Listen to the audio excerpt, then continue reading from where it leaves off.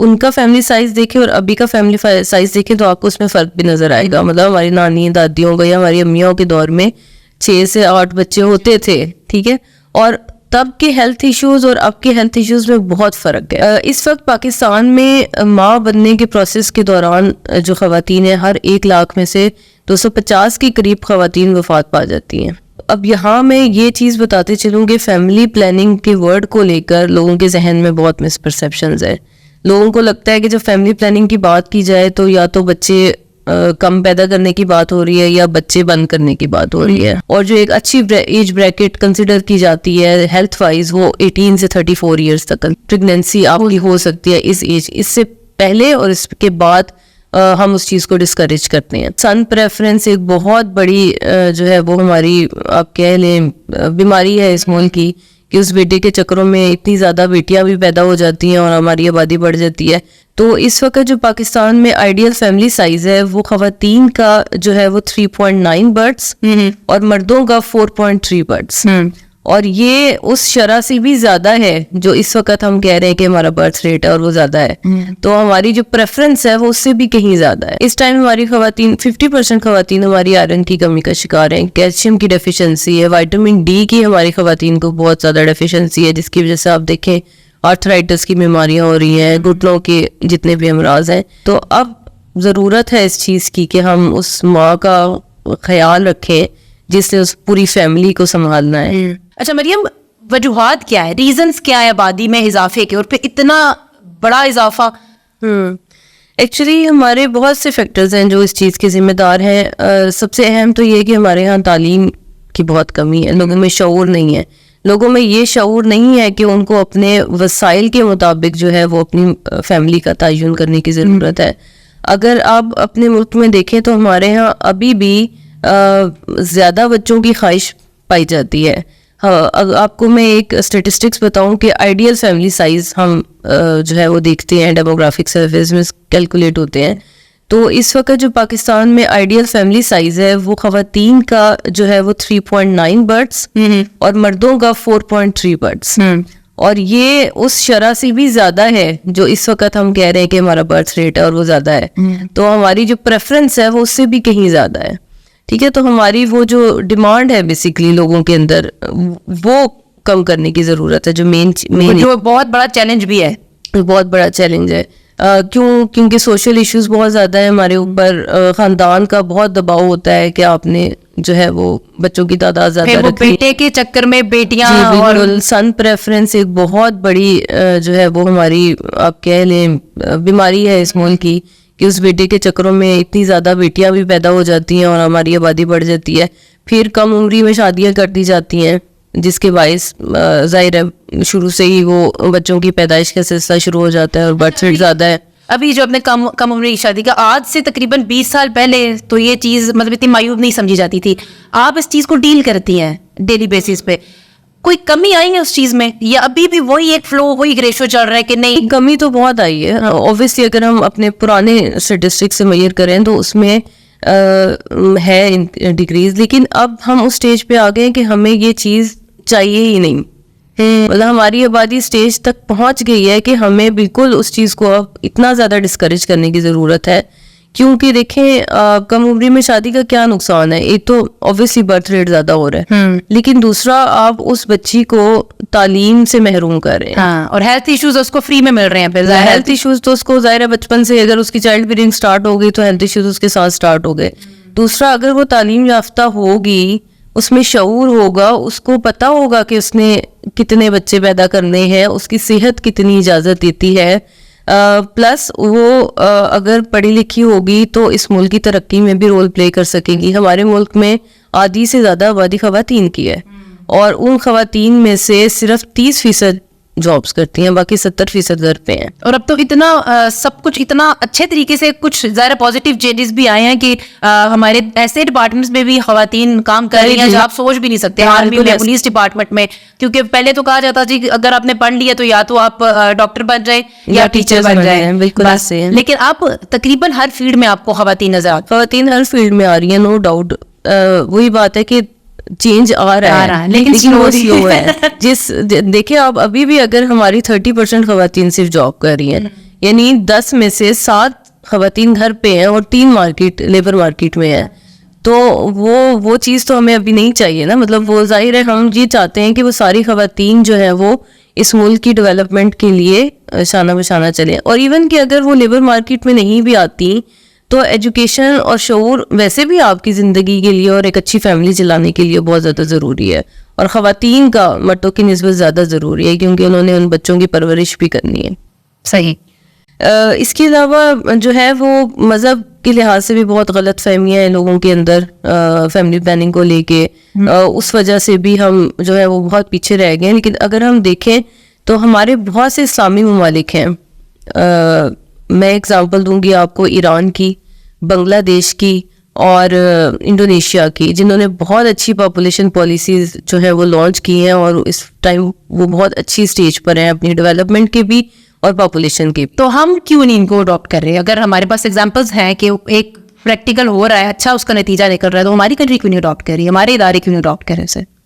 और एक्चुअली हमारे इदारे कोशिश कर रहे हैं उन्हीं सारी चीज़ों पे काम करने की, लेकिन हमारे यहाँ रेजिस्टेंस बहुत है लोगों की तरफ से। ठीक है, तो वो चीज़ हमें एक प्रॉब्लम, मतलब कोशिश तो चल रही है जाहिर है, लेकिन वो चीज़ हमें जब तक जो है जितना ज़्यादा हम उस आपके साथ प्रोग्राम जैसे हो रहा है या हम किसी तरह भी हम अपने डिपार्टमेंट में मीडिया के साथ बहुत काम करते हैं, क्योंकि मीडिया के थ्रू जितनी अच्छी अवेयरनेस हो सकती है वो कोई और चीज़ नहीं कर सकते। और इनका मकसद यही है कि लोगों को हम लोगों के अंदर शऊर उजागर करें, उनके अंदर ये अवेयरनेस आए कि उन्होंने अब इस इशू को जो है वो सीरियस लेना है। तो काम हो रहा है, लेकिन लोगों की रेजिस्टेंस की वजह से वो प्रॉब्लम आ रही है। और लोगों को ये समझना चाहिए कि वो भी एक मुस्लिम ममालिक है, लेकिन उन लोगों ने उन चीज़ों को अडॉप्ट किया तो हम भी वो चीज़ें अडॉप्ट कर सकते हैं। तो बांग्लादेश जब पाकिस्तान से अलहदा हुआ तो उसकी आबादी पाकिस्तान से 10 मिलियन ज़्यादा थी, लेकिन आज 50 साल बाद पाकिस्तान की आबादी उससे 80 मिलियन ज़्यादा है। कहा 10 मिलियन और किधर 80 मिलियन, मतलब इंतहा कर दी ना। तो हमें सबक सीखना चाहिए उन ममालिक से कि वो भी इस्लामी ममालिक हैं और हम भी इस्लामी ममालिक हैं, तो हम भी उन चीज़ों को अडॉप्ट करें। ठीक है। अनफॉर्चुनेटली हमारे यहाँ जो है ना लोग फैमिली प्लानिंग को एक प्राइवेट इशू समझते हैं। ठीक है, ये एक जाती है, लेकिन अब हम जिस स्टेज पर आ गए हैं ना तो ये एक नेशनल इशू बन चुका है। इसलिए हमें इस चीज़ को, और दूसरी अहम बात ये कि एक बच्चे की पैदाइश से लेके उसकी परवरिश तक एक बहुत इम्पॉर्टेंट स्टेज होती है और वालिदैन की बहुत बड़ी जिम्मेदारी आयद आती है, क्योंकि आपने एक बच्चे को सिर्फ खाना नहीं देना, उसको सिर्फ लिबास नहीं देना, आपने उसको अच्छी तालीम देनी है, उसकी अच्छी तरबियत करनी है ताकि वो एक मुल्क के लिए एक अच्छी सरमाया बन सके। तो अब वो वक्त आ गया है कि हमें जो है वो मिकदार से ज़्यादा मेयार के ऊपर फोकस करना पड़ेगा। इन सारे मसाइल को देखते हुए इस वक्त सबसे ज़्यादा ज़रूरत किस चीज़ की है पाकिस्तान को? देखिए, इस वक्त सबसे अहम ज़रूरत जो है वो हमारी वो फैमिली प्लानिंग में इन्वेस्ट करना है। अब यहाँ मैं ये चीज़ बताते चलूँ कि फैमिली प्लानिंग के वर्ड को लेकर लोगों के जहन में बहुत मिसपरसेप्शंस है। लोगों को लगता है कि जब फैमिली प्लानिंग की बात की जाए तो या तो बच्चे कम पैदा करने की बात हो रही है या बच्चे बंद करने की बात हो रही है। हमारे जो है वो लोगों को ये प्रॉब्लम, हमारे वर्कर्स को ये प्रॉब्लम बहुत फेस करनी पड़ती है। देखिए, फैमिली प्लानिंग क्या है? एक ख़ानदान को प्लान करना। अब आप खुद बताएं कि आप अगर फॉर एग्जांपल घर में एक इफ्तार पार्टी होस्ट कर रही हैं तो क्या आप उससे पहले प्लानिंग नहीं करेंगी? आपके पास एक फिक्स बजट है, आपने कितने लोगों को उस बजट में आप वो पार्टी करवा सकती हैं और आपने कितनी डिशेस देनी है। अगर आप वो चीज़ें मैनेज नहीं करेंगे तो आपकी पार्टी मिसमैनेज हो जाएगी। इसी तरह हम लोग जब ये चाहते हैं कि हम जब कोई सर्विसेज लेने जाएं, किसी हॉस्पिटल में जाएं, किसी प्राइवेट सेक्टर में जाएं, किसी ऑफिस में जाएं, किसी भी इदारे में जाएं, तो आगे सारा प्री प्लान चीज़ें हों और हमें टाइम पे हम जाएं और हमें हमारी फैसिलिटीज़ मिल जाए और हम आ जाए। तो जब हम हर चीज़ में प्लानिंग डिमांड करते हैं तो हम फैमिली में फिर प्लान क्यों नहीं कर सकते? हम घर से क्यों नहीं स्टार्ट कर रहे? मेन प्रॉब्लम ये आ रहा है। आप एक कमाने वाला बंदा है, उसको पता है कि उसकी कितनी तनख्वाह है या उसकी कितने और रिसोर्सेज हैं, असासे हैं, और वो उस रिसोर्सेज में, उस तनख्वाह में कितने बच्चे पाल सकता है। ठीक है, ये चीज़ हमें प्लान करनी है। तो बेसिकली फैमिली प्लानिंग ये है। अगर आप बहुत कोई बिजनेसमैन है और ज़्यादा बच्चे अफोर्ड कर सकते हैं तो आप वो करें, लेकिन अगर आप नहीं कर सकते तो फिर आप उस हिसाब से जो है वो अपने बच्चों की तादाद का और उनमें जो है वो वक्फे का तयन करें। अब फैमिली प्लानिंग सिर्फ आबादी को कंट्रोल नहीं करता बल्कि ये माँ और बच्चे की सेहत के लिए भी बहुत ज़रूरी है। इस वक्त पाकिस्तान में माँ बनने के प्रोसेस के दौरान जो ख़वातीन हैं, हर 1 लाख में से 250 के करीब ख़वातीन वफ़ात पा जाती हैं। इसी तरह जो है वो नौज़ायदा बच्चे हैं, वो 1 साल की उम्र तक पहुंचने से पहले हर 1000 में से 60 बच्चों की डेथ हो जाती है। तो ये इश्यूज इसी वजह से आ रहे हैं कि हमारे यहाँ बर्थ स्पेसिंग नहीं है। अगर हम बर्थ स्पेसिंग और फैमिली प्लानिंग को अडॉप्ट करें तो हम माओं की डेथ्स में 20% तक कमी ला सकते हैं और नौज़ायदा बच्चों की डेथ्स में 10% तक कमी ला सकते हैं। इसीलिए पूरे मुल्क में जो इस टाइम अप्रोच अडॉप्ट की जा रही है वो healthy timing and spacing of pregnancies के ऊपर है, यानी जिसमें हम ये इनकरेज करते हैं कि 18 साल से पहले पैदाइश ना हो, क्योंकि वो एक बहुत नाजुक एज होती है, उस बच्ची की सेहत के लिए भी जो है वो बहुत डेंजरस एज है।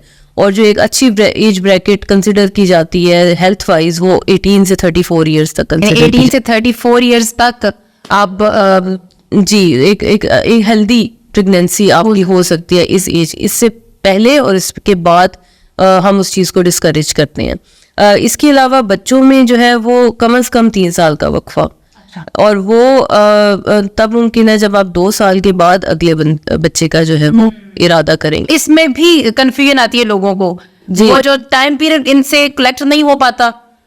जी बिल्कुल। जैसे आप 2 साल के बाद आपने कहा कि सेकंड जो है प्लान होना चाहिए, लेकिन यहाँ मेरे ख्याल में वो 2 साल करते हैं कि अच्छा नेक्स्ट के आने तक 2 साल का पहला हो जाएगा। मोस्टली जो मोस्ट कॉमन हमारा जो बर्थ इंटरवल है ना वो 1 साल का है।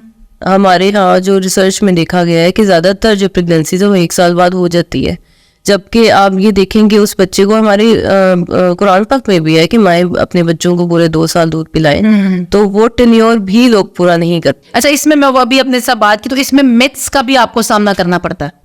जी, ब्रेस्ट फीडिंग के हवाले से एक्चुअली ये है कि लोगों को लगता है कि अच्छा अगर हम दूध पिला रहे हैं खवातीन को लगता है तो वो प्रेग्नेंट नहीं हो सकती, लेकिन मैं यहाँ थोड़ी सी क्लैरिफिकेशन करनी चाहूँगी कि ब्रेस्ट फीडिंग सिर्फ 98% इफेक्टिव है एज अ कंट्रासेप्टिव मेथड, और वो भी तब जब आप एक्सक्लूसिव ब्रेस्ट फीडिंग कराएंगे, यानी माँ के दूध के अलावा बच्चों को कोई और चीज़ नहीं पिलाएंगी, नहीं खिलाएंगी, और हर 2 से 4 घंटे के दौरान उस बच्चे को दिन में भी और रात में भी दोबारा फीड मिलनी चाहिए। तो ये एक बड़ी स्पेसिफिक इसकी प्रिकॉशंस हैं, और अगर ये 6 महीने तक ही वैलिड है तो लाजमी है कि आजकल स्पेशली ये चीज़ ज़रूरी हो गई है कि पैदाइश के 6 वीक्स बाद आप ब्रेस्ट फीडिंग के साथ साथ कोई ना कोई माने हमल तरीका शॉर्ट टर्म मेथड बेशक अडॉप्ट कर लें, लेकिन उसको ज़रूर अडॉप्ट करें, क्योंकि ये जो फेज़ है जिसे हम पोस्ट पार्टम फेज़ कहते हैं,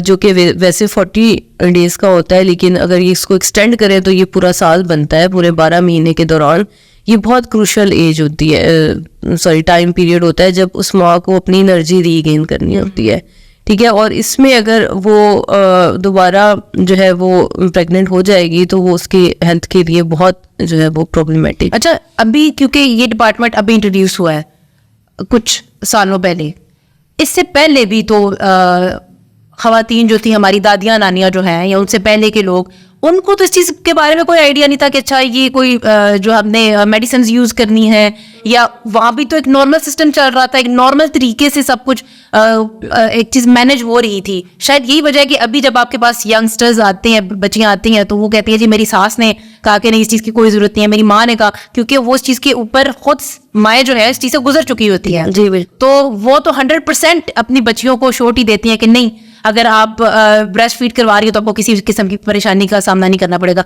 उन लोगों ने भी तो ये टाइम गुजारा हुआ है ना, तो अभी और तब में क्या फ़र्क है, अभी क्यों ज़रूरत है इन सारी चीज़ों की? एक्चुअली ये डिपार्टमेंट काफ़ी अरसे से काम कर रहा है, फैमिली प्लानिंग की बात बहुत अरसे से हो रही है, लेकिन अब चूंकि सोशल मीडिया का दौर ज़्यादा आ गया तो अब वो चीज़ें हाईलाइट होना ज़्यादा होती है। लेकिन नो डाउट अभी हमें ये बहुत प्रॉब्लम है कि जो मदर इन लॉज हैं वो इस चीज़ को स्पेशली जो है वो डिस्करेज करती हैं फैमिली प्लानिंग। उसकी शायद मेन रीज़न भी है कि वो खुद इस चीज़ को प्रैक्टिकल कर चुकी होती है बगैर दवाई के, बगैर किसी मशवरे उनकी अगर आप उनका फैमिली साइज देखे और अभी का फैमिली साइज देखे तो आपको उसमें फ़र्क भी नज़र आएगा। मतलब हमारी नानी दादियों का या हमारी अम्मियों के दौर में 6 से 8 बच्चे होते थे, ठीक है। और तब के हेल्थ इश्यूज और अब के हेल्थ इश्यूज में बहुत फ़र्क है, ठीक है। आजकल की जो ख़वातीन हैं उनमें हमारे यहाँ खालिस खुराकें नहीं है, हम ऑर्गेनिक चीज़ें नहीं खाते, ठीक है। तो हमारे यहाँ न्यूट्रिशनल डेफिशिएंसीज बहुत ज़्यादा हैं। आप देख लें कि हमारी जो मदर्स हैं वो अगर 70-80 ईयर्स तक अच्छा चल फिर सकती हैं, काम कर सकती हैं, उसके बरक्स हम नहीं चल 20-30 ईयर्स तक ही मुश्किल से हम 30 साल में 60 साल वाली हमारी सिचुएशन हो जाती है। तो जब उन चीज़ों में हम अपना वो चीज़ देख सकते हैं कि ये फ़र्क आया है, तो ऑब्वियसली फिर फैमिली प्लानिंग की चीज़ों में भी तो फ़र्क आया है। एक औरत के अंदर अब उतनी कैपेसिटी नहीं रही। आजकल आयरन की कमी का आप देखें 50% ख़वातीन हमारी आयरन की कमी का शिकार है, और जो है खुराक ठीक नहीं लेती, और इन सब चीज़ों की वजह से उनके अंदर वो एनर्जी नहीं है। इस टाइम हमारी ख़वातीन 50% ख़वातीन हमारी आयरन की कमी का शिकार हैं, कैल्शियम की डेफिशिएंसी है, विटामिन डी की हमारी ख़वातीन को बहुत ज़्यादा डेफिशिएंसी है, जिसकी वजह से आप देखें आर्थराइटिस की बीमारियाँ हो रही हैं, घुटनों के जितने भी अमराज हैं। तो ये सारी चीज़ें वक्त के साथ साथ बहुत ज़्यादा बढ़ गई हैं। तो अब ज़रूरत है इस चीज़ की कि हम उस माँ का ख्याल रखें जिसने उस पूरी फैमिली को संभालना है।